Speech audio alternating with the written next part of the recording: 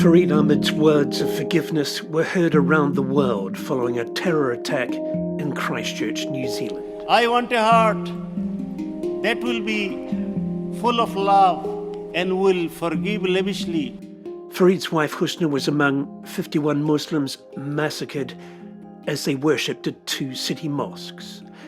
And yet Farid chose love over hate. I don't want to have a heart that is boiling like a volcano. A volcano has anger, fury, rage. In this podcast, Farid shares his own extraordinary life story, weaving everyday lessons from a series of savage life shocks that would have overwhelmed many. He explores the nature of compassion and how forgiveness has helped him deal with his own trauma. People ask me, why did you forgive someone who has killed your loved wife, beloved wife? His words and stories offer both healing and hope for the future. If our heart is full of love, then peace will start from here. Episode 2, Fences Become Barriers. We began last week touching on your childhood, the notion of forgiveness. I'm wondering how much influence your parents played, the values that you learned, if you like. You talked about duty, very fundamental principles that perhaps in a Western culture we don't see as being part of childhood at all. A child should enjoy their life. They shouldn't be doing all this work. Yeah, the duty things, it was not much said, but I would say my parents were role modeling it. Because I saw them working very, very hard, morning till evening. I saw them, my mom and dad, they are helping one another in cooking, preparing meal for 6 children. I saw they did not sit down and waste their time. I saw them continuously doing one after one thing. So when I saw them working all the time, doing their duties, as a child, automatically I realized I need to do that. Because usually, children love to copy their parents. Yeah. And I was the same. So, about my father, he had many jobs. So, from early morning until lunch, he will work in the farm. We had rice field, we had commercial vegetable field. So he would work with our employees until lunchtime. Then he will come home, have a bath in the pond, because we didn't have shower, we didn't have electricity. And after that he would have his lunch, and then he will make some planning with my mother. They used to have meeting. I have never seen any argument between them.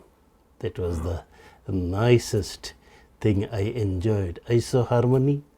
I saw they did not agree with something and they were debating, but I have never seen any violence or anything ever. So they will make their plan, then he will go for business. He had transport business, then he had brick field, to produce brick. So he was busy, and then part of his time he was also a village judge. He had his own courtroom and he used to judge the cases, and plus he used to reconcile between them. So his court process was bit longer than normal. So we had 8 villages around us, huge population, few thousand people. Anything goes wrong, most of the cases used to come to my father. So he was using his part-time on solving cases as well. So he was very busy. And now imagine about my mom, 6 siblings, and only she was, managing everything, plus 3 or 2 in a regular employee, and then season time, lot more. We used to employ 30 to 40 people. So when I saw my parents were working, they didn't need to tell me, because I used to feel guilty if I saw that they were working and I did not. So I used to always try to cut down my study time or my play time to help them. And if we bring that back to a different time, place, New Zealand, do you think children respect what their parents are doing here? All people are not same. Everyone is not going through the same struggle in his or her life. So I would say yes, in many cases yes, because it is necessary. In some cases probably it is not necessary, they can be spoiled. All right, because when money is there, you come home and you see TV, turn it on. So you can waste some time, unless there is important news. There is always some usefulness, and sometimes the basic usefulness can be extended to spoiling. So after dinner you sit down in front of TV, your body says 5 minutes more, then after 5 minutes, why not 10 minutes more, or let me finish this. Whereas in our time, when there was no TV, there was no radio. Our radio was fish talks, villagers. That was our radio. But that radio was better than TV, because in that radio system you had human to human connection. That interaction, you smile, you laugh, sometimes if you are a child, the older people say, no, you should not do this, so you are learning.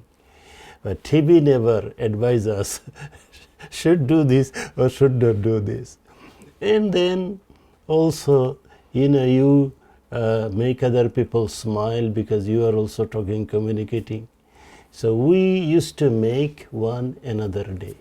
Here sometimes we hear if someone gets a nice compliment, they say, oh, thank you, you made my day. Over there, according to my childhood, we used to make each other day every day because we used to communicate. Here, every house or most houses have high fences. Okay, it means telling the neighbor, don't come here, you are not welcome. In the other side of the neighbor, okay, give my privacy. All right, so here individualistic society. Over there, whole village, maybe 50 houses, but no fence in between. What was the greatest advantage, do you think, of that? The advantage was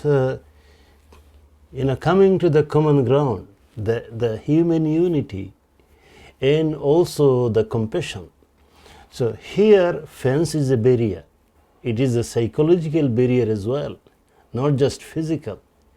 Gradually, when we get used to the fence, psychologically we start thinking, I'm separate than you, even though you are my neighbor.